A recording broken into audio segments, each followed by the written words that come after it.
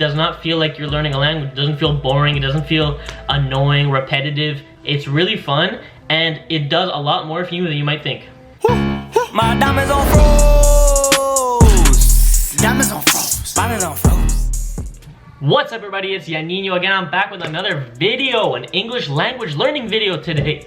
Today I'm back with a mustache. You know what, a vibe? We're feeling good. Let's get into the video. Today I'm going to be telling you guys the best movies and series that I've watched that have helped me learn languages I learned in all those languages. I'm going to be telling you guys different movies and series in all the languages I know that have helped me personally.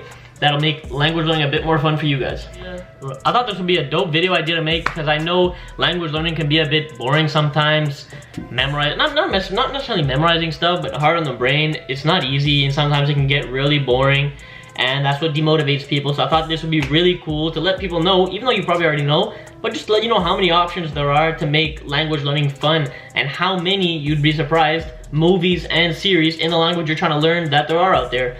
This is mainly the reason to inform you guys of a bunch of different series that I've watched that you guys might not know of, and you guys might not know how to find different videos and series. You guys might have wanted to already, but you don't know how to find them.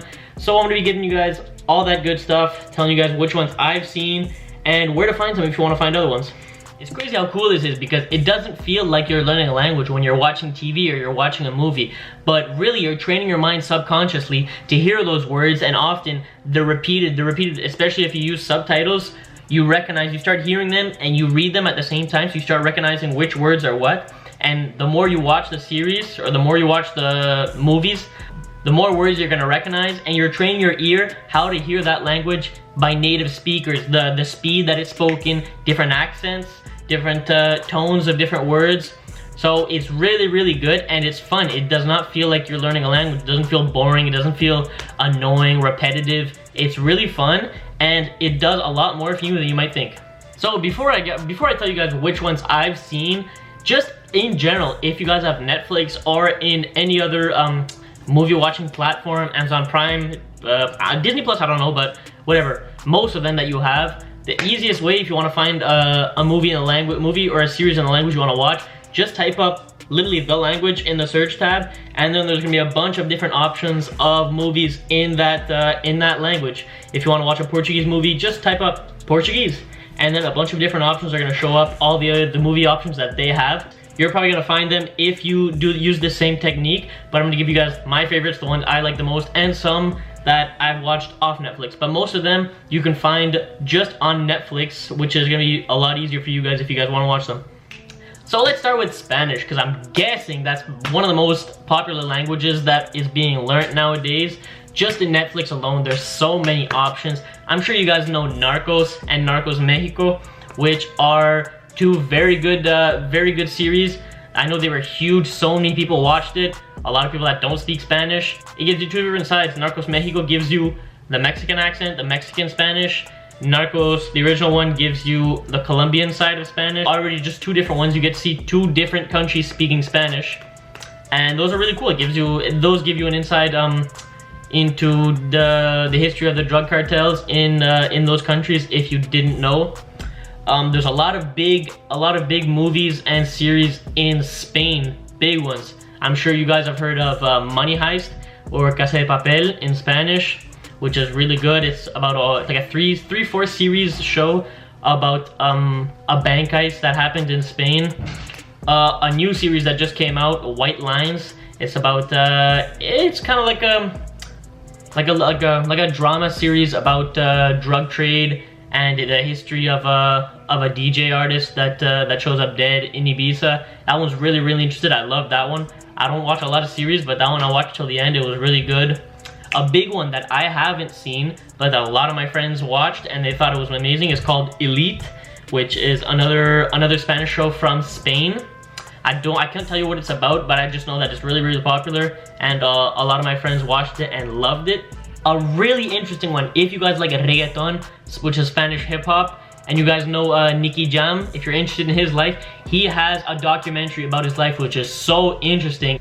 It shows his youth, how he grew to becoming how he grew to become a huge artist, and it also shows his struggle with drugs. He had a huge struggle with drugs for years, and he moved to Medellin from Puerto Rico, but that one was really interesting. I loved it.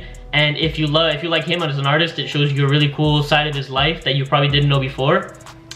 And that's about it for Spanish. For the ones I know a couple more, but those are the most interesting ones that came to mind when I thought about it, and those I really like. I also don't want to shove too many at you guys. Just I want to give you guys a few to introduce you, but those are really good ones in Spanish that if you're learning Spanish, definitely get on those. They're really interesting and it'll definitely help you out. Adesso l'italiano. So Italian, a lot of people might not know, but Italian humor and movies are very peculiar. The comedy in Italy is, I love it personally, but I feel like you have to get used to it. It's not what we're used to in North America. They have a completely different sense of humor, but it's hilarious in its own sense. And a lot of people don't know, but the Italian movie industry is actually huge. They have some amazing movies. There's a lot of huge actors in Italy, big movies that they make, like I said, especially comedy. I don't know much about that. I love humor, I love comedy movies. So those are the ones I know, those are the ones I've been introduced to. Huge ones is, the first one is called Benvenuti al Sud, and there's a sequel called Benvenuti al Nord, which is Welcome to the South and Welcome to the North. These are extremely hard to find. I tried to rewatch it and I can't find any place that streams it. If you guys are lucky, you'll be able to find it. Maybe watch it. One of the funniest movies I've ever seen. It's about a man from Milan, which is, it's a wealthier part of Italy, and he gets transferred to the south of Italy, which is the poorer part of Italy, and it's completely different. They have a thick accent, and it's night and day for him, and it's really funny how he sees his life change. He meets people that he thinks are crazy, and it's really funny. And Benvenuti al Nord is the opposite, where his friends from the south now go visit him in the north, and they get that culture shock too. Now some really good ones that are in Netflix which will be a lot more helpful for you. I just finished watching this one this summer. It's called Summertime. It was huge. I think it was like the biggest series in Italy this summer. It's really good. It's like a summertime romantic comedy, you know, classic summer love story. Really good though. I really liked it. Another one that just came out is Under the Riccione Sun, which I didn't watch, but looking at the trailer, it looks like a similar concept. A small beach town in the summer, love, that kind of stuff. It's really good though. It looks really good at least. And another one is called Welcome Mr. President. Benvenuti Signor Presidente. It's really funny. Again, it's with an actor who's one of the most popular comedy actors in Italy, and it's just really funny. It really shows they almost have like a really stupid sense of humor, like stupid, silly comedy, and I thought it was really funny. You guys should definitely check it out, and if you guys are learning Italian. Now, Portuguese, this shocked me a lot, because when you think of movies, you definitely do not think of Brazil. I'd never heard of any big movies or series coming out of Brazil. I didn't know that they were capable of producing such good series as the ones I've watched now. The first Portuguese series I've ever watched is called The Mechanism, and it's really interesting. It goes very deep into a big political problem in Brazil, which is the Lava Jato, which basically translates to money laundering. It's a huge, it was a huge operation by a company called Petrobrasil, which is like the biggest gas company in Brazil. How they laundered money, stole money from people, worked with corrupt governors. It is very informative, and it's very cool to see such good cinema coming from Brazil. A really good one as well is Irmandade, or The Brotherhood, which is what it's going to be displayed at in Netflix, which is really good. It shows you inside. It's not a documentary, it's like a series, really well made, about a prison, one or two really big prison gangs in Brazil, and the life of a corrupt girl, or she's not, well, the life of a girl that works with them but also works with the police.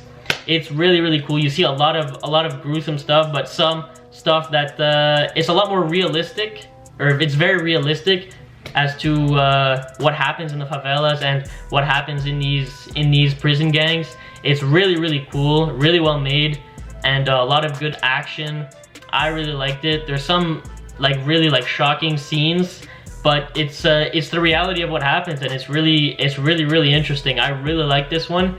if you guys really want to learn the Portuguese slang and a lot about not necessarily the history of Brazil, but what happens in these favelas, the reality that some of these people face. It's really, really interesting. As well, a really cool one is called Sintonia, which this is a lot more lighthearted one. It's the story of a young boy who wants to become a hip-hop artist in Brazil, a funk artist, and he also grew in the favela. It shows kind of three sides. A story of him, his friend, and his other friend. His friend is a drug dealer. His other friend finds religion, and they're really close, and it's like a story of their three upcomings together. But it's really good. It's a really interesting. It's a really fun series. So honestly, a lot of really good Portuguese movies and series that you can find. There's a lot more if you look up, like I said, if you look up Portuguese in Netflix or even in other movie platforms that you guys have that I might not even know. You guys might find some that I don't know. Really worth the look, I think, if you guys are trying to learn Portuguese.